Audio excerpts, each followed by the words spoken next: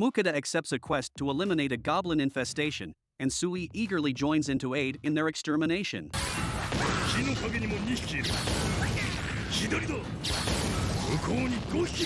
Together, they locate the goblin settlement and proceed to wipe out the entire population. Now, they should dispose of the remains. Fell suggests melting them, and Sui puts his skills to use.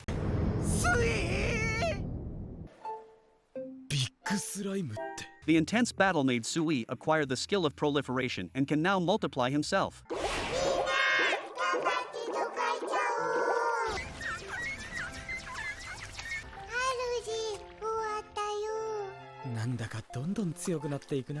Everything seems fine now, but they're unaware of the danger that threatens them.